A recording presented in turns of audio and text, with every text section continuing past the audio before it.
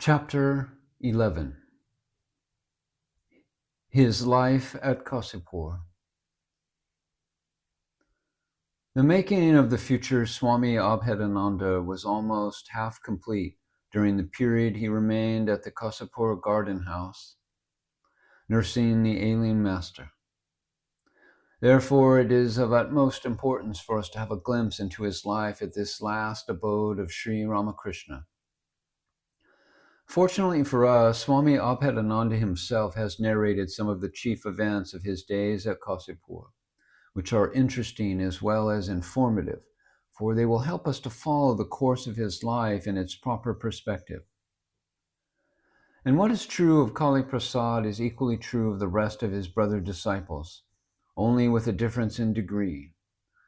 Kasipur afforded to all of them an opportunity to remain together in the company of their master for 8 full months, beginning from middle of December 1885, when Sri Ramakrishna was removed from Shayankapur house to Kasipur garden house. Kasipur also afforded an opportunity to Kali Prasad and his brother disciples to witness many new aspects of the life of their master. Not only that, it was here that Kali Prasad was fully convinced that apart from his being God incarnate, the life of the Master was unique and universal. And as this feeling grew more and more in him, he was drawn more and more closer to the Master, almost to the inner recess of his soul. But this is to say only the least. The wholehearted and almost unparalleled service to the Master actually led Kali Prasad and the other disciples to the path of renunciation blazed by Sri Ramakrishna himself. What was begun at Shayankapur now found its fullest exposition at Kasipur, where the disciples denied of everything personal, the duties and pleasures of life, in order to put their whole soul to the service of the alien master, for whom they felt nothing but intense and unalloyed love. Yet another significance of his days at Kasipur was this, that it is here that Kali Prasad had his actual training for the next phase of his career, which awaited him immediately after the death of Sri Ramakrishna. We notice that the days Kali Prasad spent under the watchful eyes of his master were of deep study and meditation, which afterwards earned him the title of Kali Tapasi and Kali Vedanti. And for a long time he was known in the Ramakrishna order by these two names. So great was his attraction for study and meditation that everyone who came into his presence at this time would like to regard him as an ardent seeker of spiritual truth. Even men like Dr. Mahendra Lal Sakar, who could not usually spend more than a few minutes when he visited his venerable patient Sri Ramakrishna, owing to his pressure of work, would remain with Kali Prasad for some time, discussing with him about religious matters. Though much younger in age, Kali Prasad impressed this elderly man, who was equally a great scholar. "That disciple of yours is as studious as he is meditative. Every time I come to your place, I find him either reading a book or in a contemplative mood." Thus once remarked Dr. Sakar, pointing to Kali Prasad, who was then attending the master during the time he was staying at the Shayankapur house. Kali Prasad, who along with others cherished great respect for this physician, is reported to have once said that though apparently a stern man, Dr. Sakar was a man of fine intellectual attainments. Once when the physician asked Kali Prasad, "How do you look upon your master?" he got the reply, "We all look upon him as a person who is like God." Do you regard him as a human being or God? Everything in him is human and at the same time godlike. We do not know whether the intellect of Dr. Sakar was satisfied with this sort of reply from the disciple of Sri Ramakrishna, but this much we know, that most of his spiritual sons, particularly Naren and Kali Prasad, were always alert while talking to the physician, lest they might wound his feelings. The garden house at Kosapur was large and beautiful. It was 2 miles north of Calcutta. When Sri Ramakrishna moved from Shayangpur to here, he was always surrounded by his most beloved sannyasin disciples, and also by others who were especially devoted to him. Swami Abhedananda, in his Memoirs of Ramakrishna, has given the following account. The sannyasin disciples were 11 in number. They were all noble families, and most of them were young and well educated. They had left their homes and relatives for his sake. Their one aim in life was to serve their master, the living God on earth and the incarnation of divinity in human form. The love of Sri Ramakrishna captivated their hearts and souls. Indeed, these earnest and sincere disciples were the pillars upon which the divine manifestation was about to build the structure of his universal mission.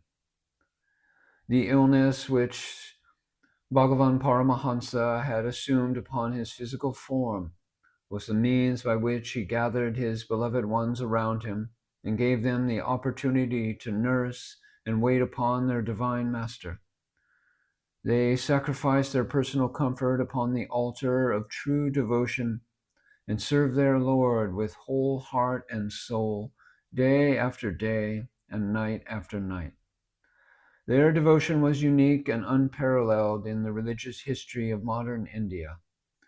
These young disciples afterwards became the world-renowned Swamis of the Order of Sri Ramakrishna. From this account, it is clear to us that the 11 blessed souls which were consecrated at the altar of renunciation, love, and service had one great mission in their lives. They were all fortunate as well as proud of being the spiritual sons of one whom they regarded as the incarnation of divinity in human form.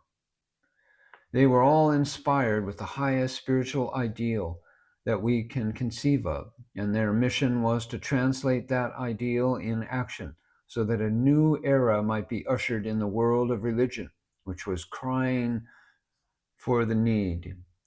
And the subsequent history bears ample testimony to the fact that not only they achieved their mission fully, they also demonstrated to the world that Sri Ramakrishna was really a potent force, and historically speaking, that force carried its own path and left its impression on the refined religious consciousness of humanity, which had been the special privilege of India in bygone days.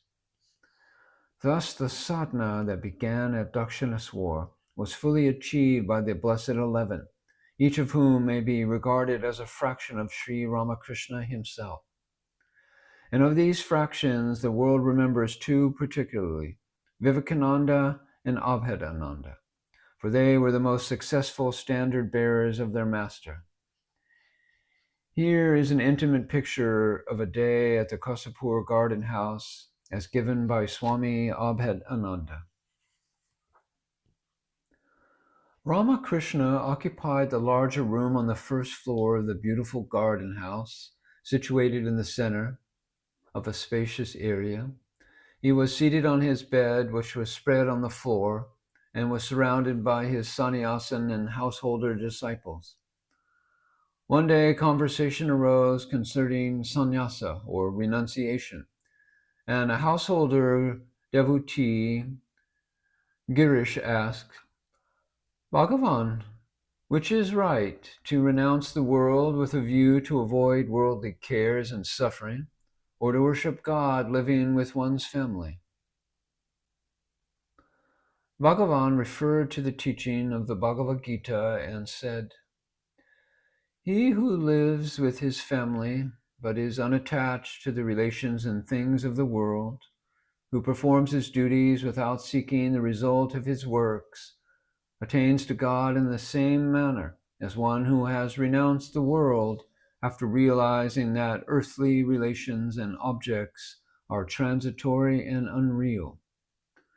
Those who renounce the world merely to avoid worldly cares and sufferings belong to the lowest class of sannyasins.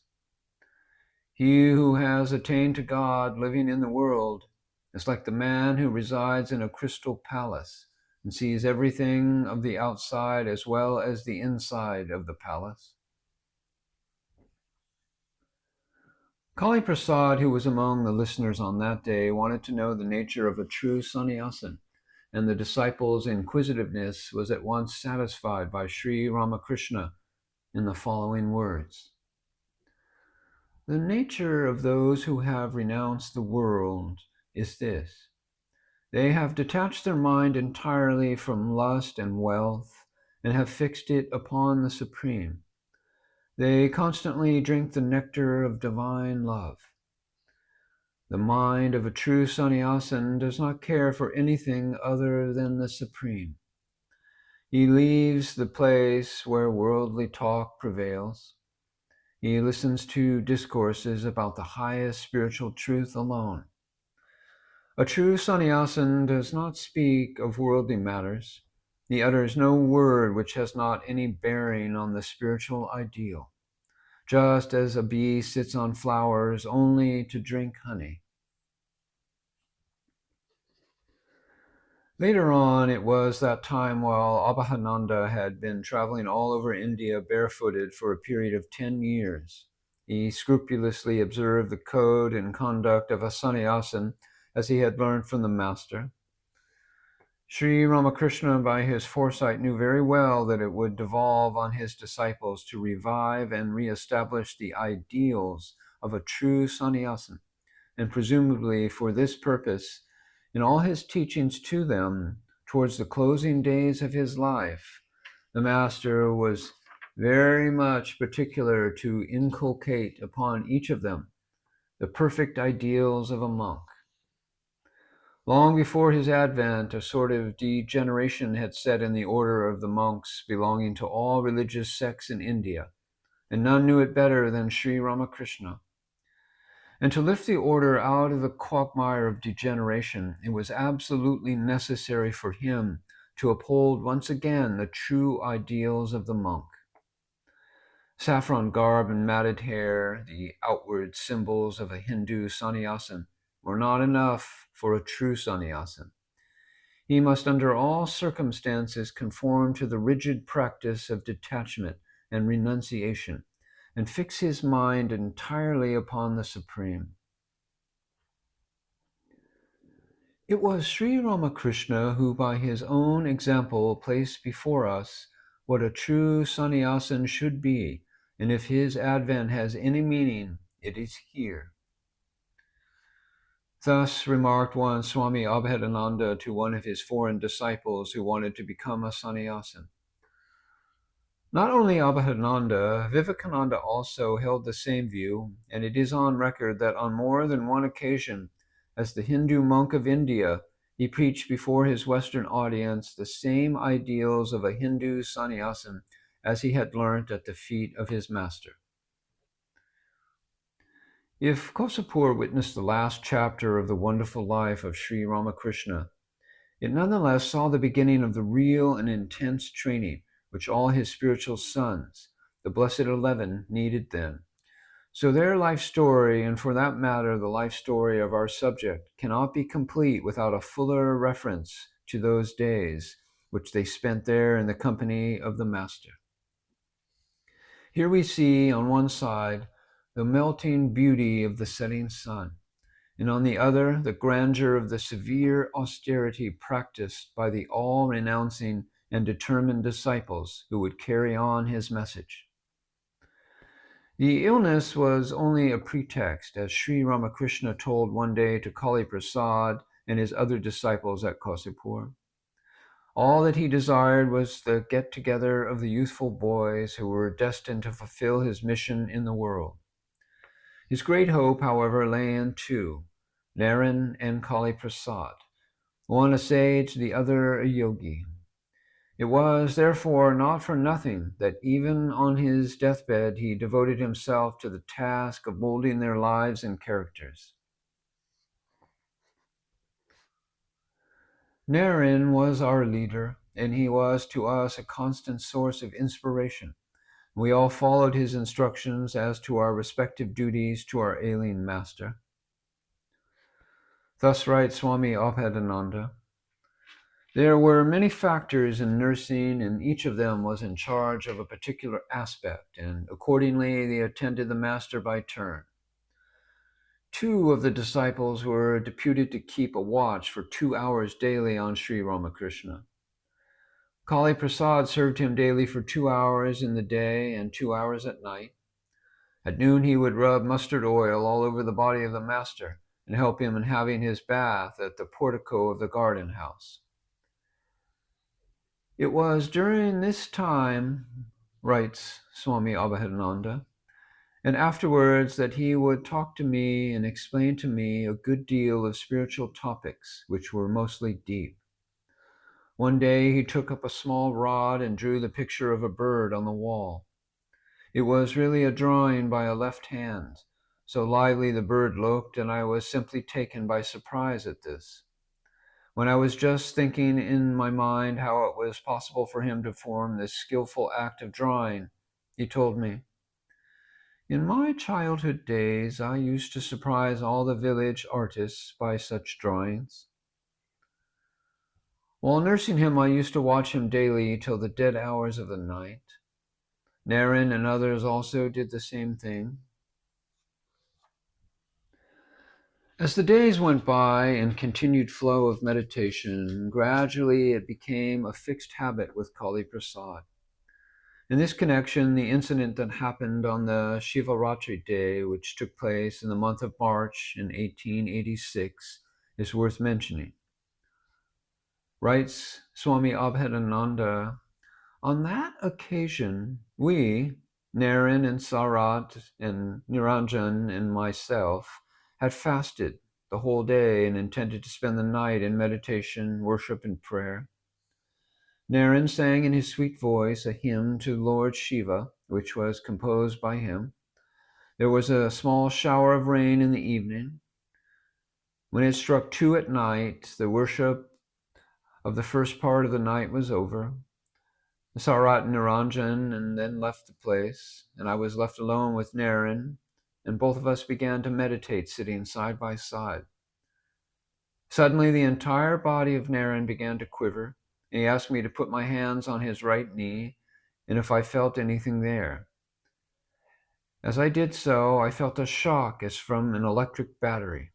It made my hand shake terribly. When the midnight worship was over, they all sat again for meditation. It is on record that Kali Prasad at this time became absorbed in deep meditation, quite unconscious of the world. And he, it may be noted here, achieved by himself and not due to any external agency. It was on this particular occasion that when the master came to know everything that had happened, he reported to have told Naren not to fritter away his power before the accumulation has been done. He also informed him that Kali Prasad had been following a particular line for a long time, and from this remark we can infer that he needed no power transmission from anybody. He was as much fixed in meditation as in knowledge, which are the characteristics of the true yogi. At one time, the topic of discussion among themselves centered around the career and the gospel of Lord Buddha, the Enlightened One. The verses of the Lalita Vistara appealed to them, and they quoted them from their memory. They all seemed to be saturated with Buddhistic love, and for the time being, they imbibed the Buddhist spirit in them. Sometimes, while sitting in our meditation room, we would recite these famous lines to Buddha. Let my body dry up, as it were, on this seat. Let the flesh thereof and the bones sink into dissolution, without realizing that enlightenment which is difficult to attain, even in this, shall not rise from its seat. The more we recited it, the more we felt an irresistible desire to visit the place of Buddha's birth and illumination. And one day in the beginning of April 1886, we all three, Naren, Tarakta, and myself, left for Bodh Gaya without informing anybody at Kosapur, not even the master. The rest of the story is being reproduced here from the biography of Swami Vivekananda, who writes, "The three friends alighted at Gaya and walked 7 miles to the place of Buddha's illumination. The wonderful solitude of the place and its sweet associations gladdened their hearts beyond expectation. One evening, when all was silent and hushed, they repaired to the stone seat under the sacred Bodhi tree and sat in meditation. Swami Abhedananda himself has recorded that as Naren meditated, the sublime character of Buddha, his wonderful compassion, his humane teachings, and the subsequent history of India, transformed by the magic wand of Buddhism, all these presented themselves before his vision in such glowing colors that he could not control his feelings. He actually visualized the divine spirit. And as for myself, I felt a sort of serene peace within me, which I never experienced before. After 2 hours of meditation, we had our oblation in the river Niranjana. That was nearby, and then we had some food, and afterwards we repaired to a local dharamsala, a place where pilgrims usually put up free of cost, where we spent the night.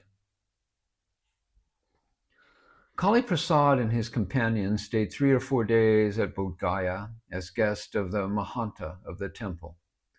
Then they began to feel a desire to see the master again, and soon they were back to the Kosapur garden house. It is needless to mention that Sri Ramakrishna, as well as their fellow disciples, were now overjoyed to see them back. "Well done, my boys," thus remarked the all-compassionate master when he came to know of their adventure in Bodh Gaya. Now we shall relate the most important episode in the lives of the disciples at Kosapur. To destroy the pride and egoism of his disciples, Sri Ramakrishna told them one day to wear the ochre robe of the sannyasa and to take up the begging bowl. Being himself a perfect sannyasin, he loved to see his disciples following him in the path of renunciation. One day, some Garua claws and Rudraksha beads were procured, with which the master distributed among his chosen 11. Then one evening he called the boys, the future apostles of the Ramakrishna order, and put them through a certain ceremony. Thereafter they were permitted to take food from all, irrespective of caste and creed. The master himself initiated these boys as monks, fulfilling their heart's desire. The next step in their spiritual training came invariably.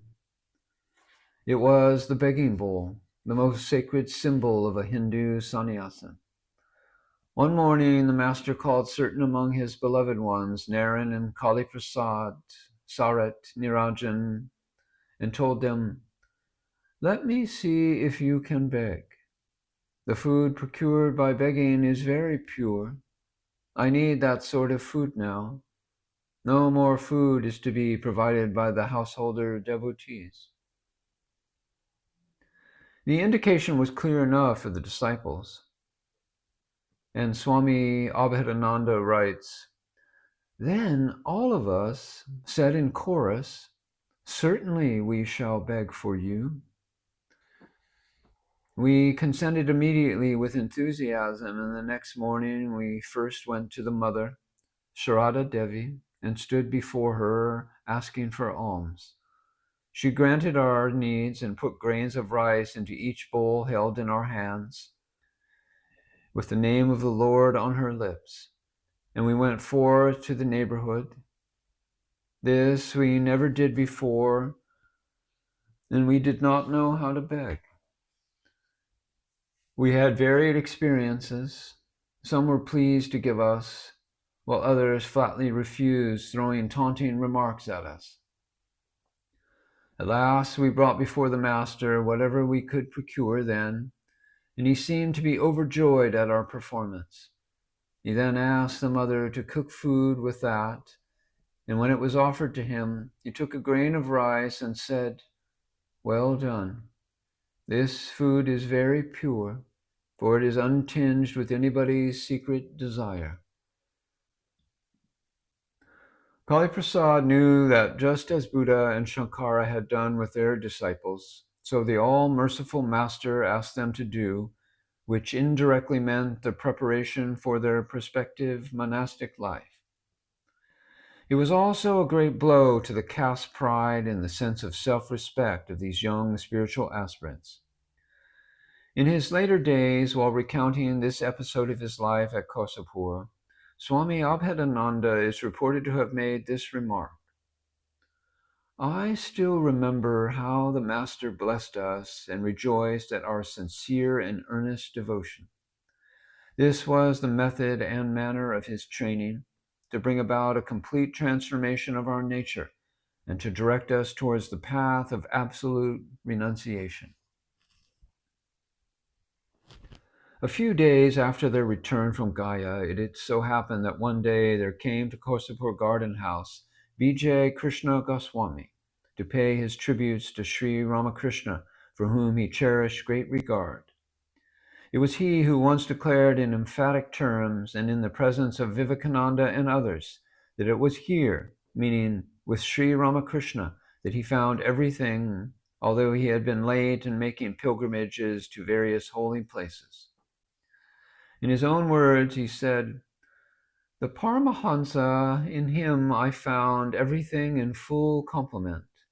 I have not found anyone who possesses anything more than the Paramahansa." These words coming as it did from no less a person than B.J. Krishna Goswami, who subsequently came to be regarded as one of the luminaries in the spiritual firmament of India during the last century, had impressed Kali Prasad very much. In his later years, B.J. Krishna was universally held in the highest esteem, not only as a religious teacher, but also as an eminent personality in the field of devotional mysticism. All the disciples of Ramakrishna have spoken highly of this great Vaishnava. Within, Sri Ramakrishna himself liked him even from the early days, and B.J. Krishna was attached at that time to the Brahmo Samaj, as that was of that time. He was one of the frequent and regular visitors at Dakshineswar, and later on also at Shayampukur. When on that day B.J. Krishna came to Kosapur, he incidentally narrated the story of one Hatha Yogi with the highest achievements whom he met at the Barabar Hills near Gaya. He was speaking highly of the yogi, and on hearing it, Kali Prasad, among others, felt an intense desire to meet that yogi. Hatha Yoga, it may be mentioned here, deals entirely with physical body. It describes the methods by which the internal organs can be purified and perfect health can be acquired, so that the body remains fully immune to any disease or decay.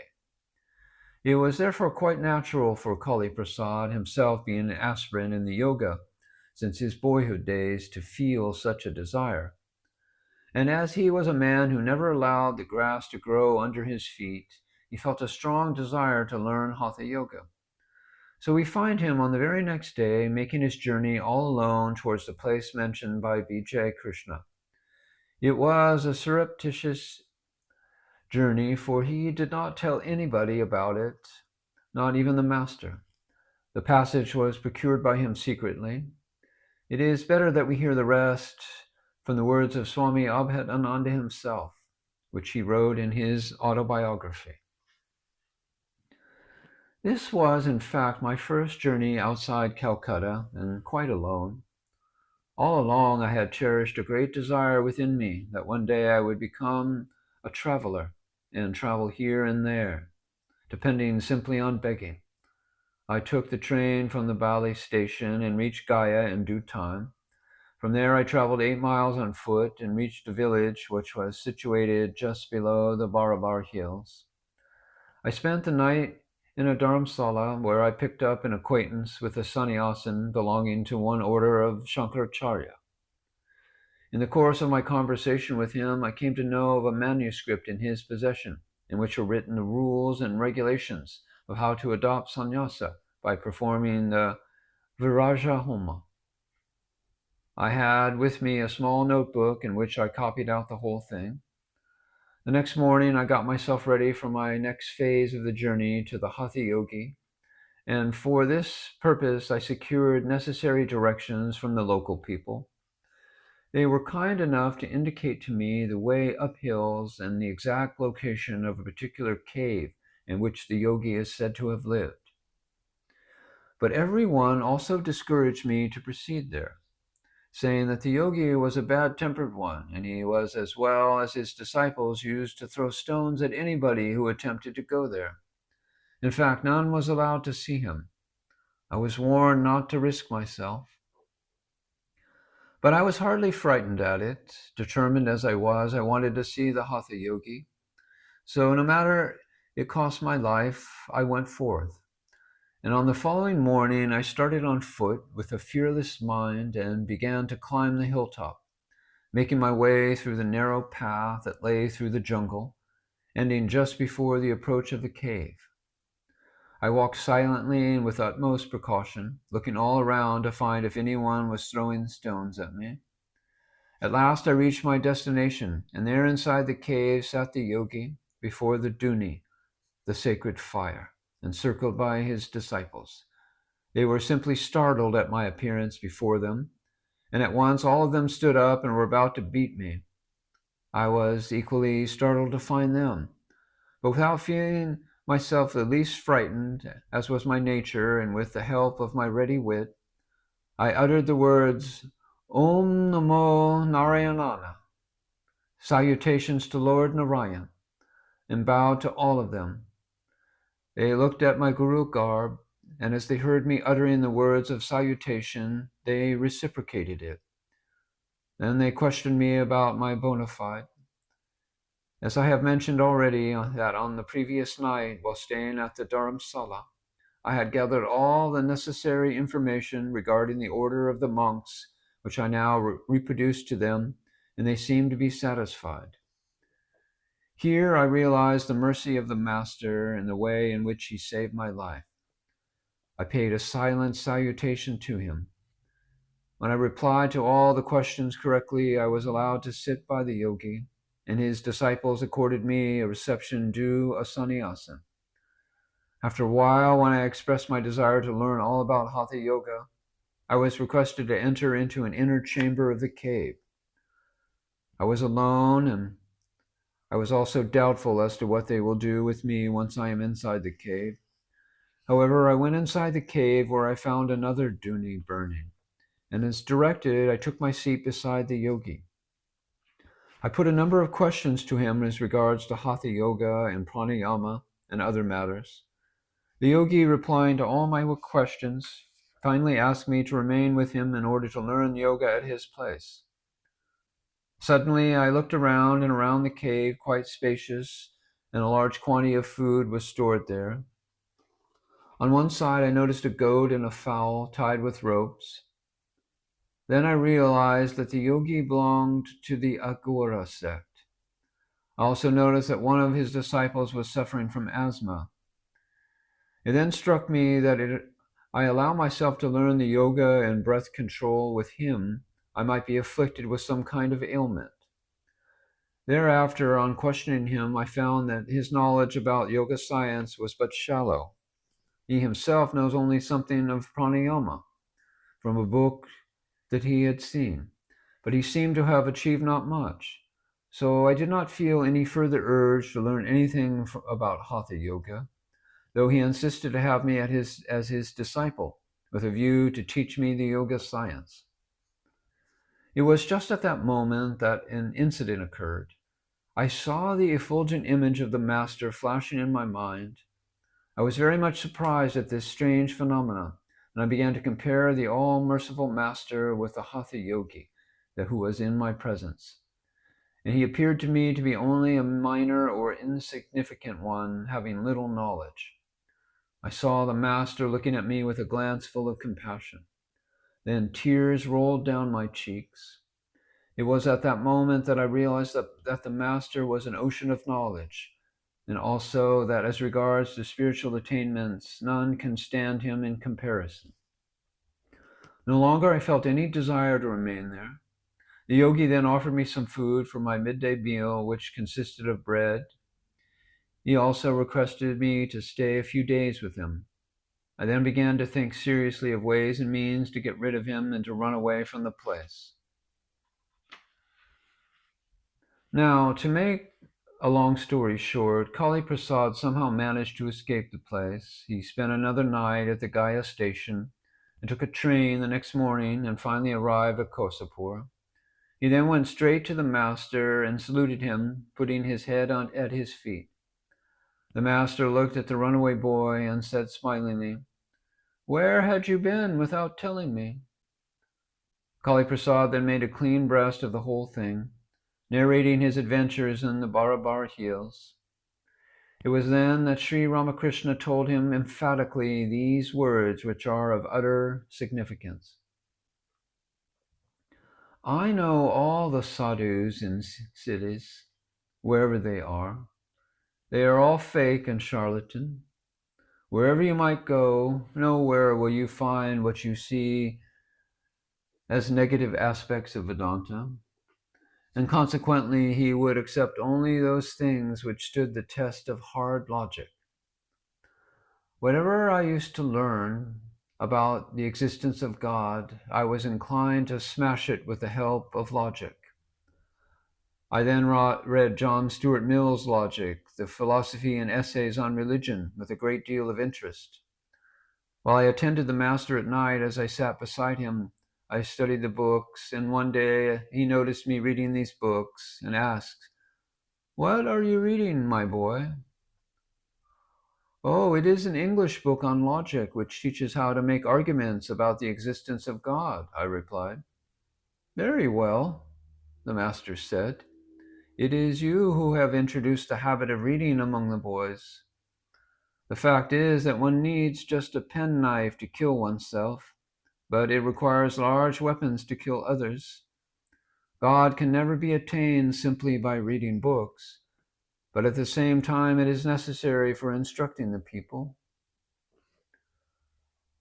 I then hardly realized the exact implication of the words of the all-merciful Master, but now I have understood that possibly to equip me for my future work as a preacher, that he did not forbid me to give up the study of books.